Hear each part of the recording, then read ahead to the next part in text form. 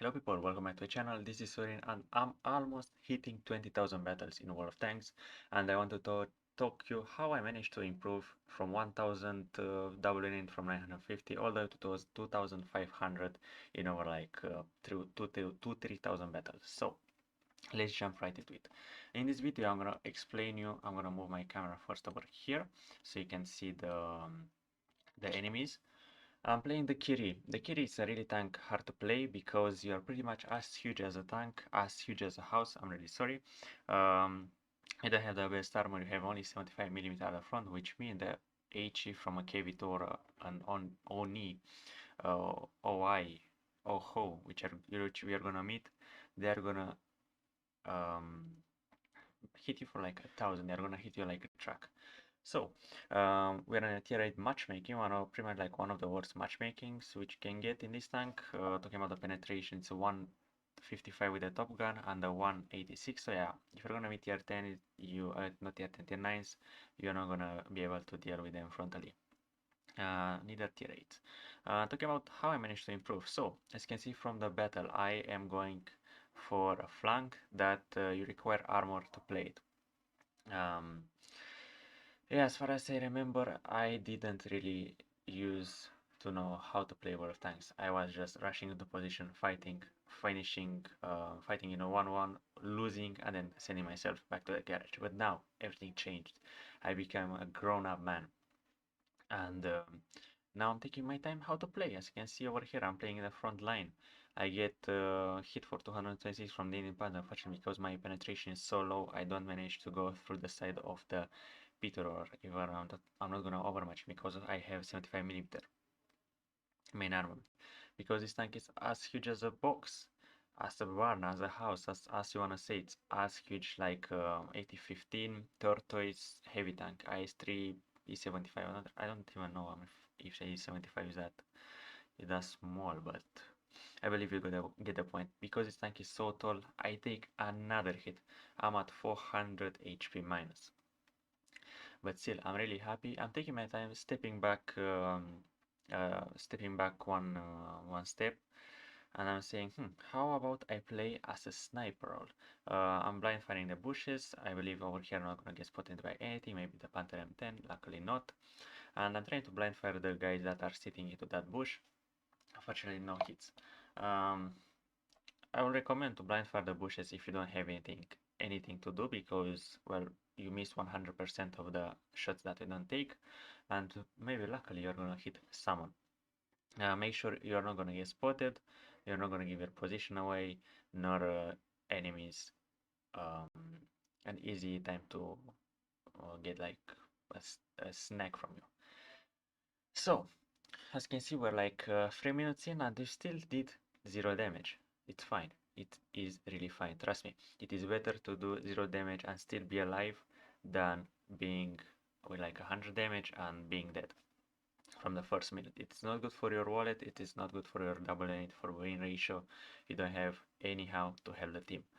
The best advice I can give to you is to stay alive, or try to stay alive from the for the finish of for the last minute of the battle, or if I can say so. If you're staying alive, you can help, you can give another 390 damage from this gun, for example. If I'm on 1 HP, I still can be in the game, do 390 damage. Maybe I don't get spotted, I do another 200, 300, but it's still a really good helping hand. If you're on ISU 152K, you're like 100 HP. Don't go and die. Try to sit back and make sure you connect. It is another 750, another maybe kill. You give the team a helping hand. As you can see over here, I'm hitting the E25. We did pretty much a one shell of damage for free. This damage is not gonna give anyone to you for free. So this is why you better stay with a tank that is not really competitive. In the hands of a good player, this tank is really competitive. It is like 2000 damage to 3 mark. You do have the damage output, you do have the DPM, you do have the auto loader, but personally you do have the gun handling. Personally, I don't have the best crew, it's a 97%. I do have 6 cents because this is my ST 2 crew, STA2. I'm trying to blind fire the Panther M10. Unfortunately, I get hit for around 200. The super Hellcat disaster hits us once again, and we pretty much lose like our remaining 40% of the hit points. Now we're pretty much a one-shot or a two-shot for everyone in the enemy team. Now I'm trying to pick over here. Now I realize that this tank gets pretty much 8 or 9 degrees of gun depression, and I'm trying to make this gun depression work. I'm trying to use the bushes over here to stay hidden. I'm trying to connect the shell into the IS. Luckily we die. Now I see that we do have, now I see that we have, how is it called? We do have the TVP 100 into our team, and they managed to clear the eastern part. Unfortunately, the E25 will die, and therefore I can get a kill on the Super Hellcat. Sadly, I did not manage to kill this guy in time, but luckily we got 1 kill and 1100 damage. I believe you see what point I'm trying to say. If I will not be in the game, I will not have killed the Super Hellcat. I will not have done 360 or 390, how much I did for the Indian Panzer, and I'll be back into my garage crying about my in-game for this game. Now the situation is neck and neck. We are 5 tanks. They have 5 tanks, 4 tanks, and a clicker. And now, because we secured the eastern front and we have control over the middle, I decided that it's safe to push over here. Also, the Jag Panther is covering this area, so I'm pretty sure there's not gonna be anyone over here who can get a free shot into me. I'm trying to get myself useful. Another shout out to the Renegade, because he is a top tier tank. He has 83 hit points. He is not playing in the front line. As I mentioned, it's better to stay alive till the end of the battle. Luckily, the second fire on the Burask. As you can see, the Renegade is trying to get some to get closer. He sat at the back and maybe he expected there can be someone on those ridges, and he could get free easy shelling. Really good by him is that he stayed alive till the end of the battle. That is really what you should do. He's gonna give a helping hand, as I'm gonna show you into the gameplay. Luckily, the GV Panther kills the GV Panther. Now it's a 4v3. And now I'm trying to pick over this corner.